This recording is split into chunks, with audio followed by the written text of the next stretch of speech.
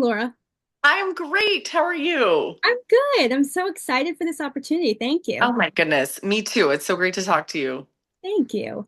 I'll be honest with you. I do really look up to you, and I watched you cover the Masters this past week, and I started to even admire you even more because you were interviewing all these celebrities and athletes, but you made Niall Horan laugh, and I thought, what a dream! And I was just like, wow, this is great. My two worlds collided.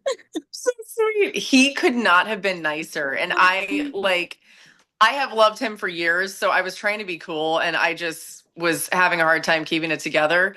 But he was so funny and just like kind, and he was so nice to our whole crew. So sometimes you don't want to meet celebrities that you don't want to really know if they're nice or not because you'll be upset if they're not. So I can confirm that he is like a lovely person. Good. Okay, that made my day. But I am curious to know, you've covered so many different sporting events, and I'm just curious to know if the storytelling aspect might differ when it comes to golf and maybe even the Masters specifically, as opposed to those other events. It absolutely does. And I think what you said there was really important. The Masters is even different than another major or another PGA Tour event, whatever it may be, because everything is so specific to what it means to people being there, and certainly the history and the traditions and all of those things that are so unique to the Masters. That kind of supersedes the other storytelling, but yet it all is woven together, and I think when you talk about, telling those stories there, it means so much not only to the patrons or anybody who's there, but it also means a ton to the players. And we saw that with Rory, and like the drama, the pressure, the potential heartbreak, the angst, the glory, all of it was just so specific to Augusta National and to what that event is and to what it meant to him and to finally win it. It was just like it all came together, I think, in a really beautiful way. But it is completely different than a lot of the storytelling that we do in other sports, but even just in golf itself. Right, yeah. And I think that makes it even more special too, because it's Yes. such a different event. Yeah. And you got to go with your husband, right? He came on Monday, which the funny Okay. thing was, that was the day that we had the rain out. So I felt so bad because that was the only day that he could come. We didn't have childcare at home for all the other days that I was going to be there. So he got to come for like a couple hours. And then it started raining and I was working. I couldn't find him. He ended up calling me on one of the pay phones that's like on the course. We were Yeah. laughing so hard. He's like, "Well, it's me. I'm stuck." I'm like, "Oh no. How do I find you?"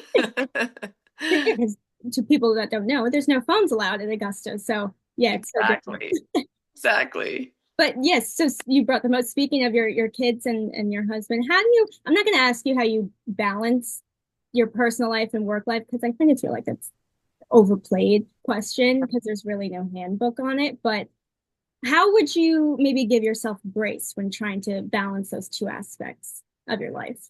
Yeah, that's probably the best way to say it. I am constantly trying to figure out how to give myself some grace in all of it. And I don't do a great job. I actually spend most of my time like beating myself up, which is bad, but it's just the reality of it.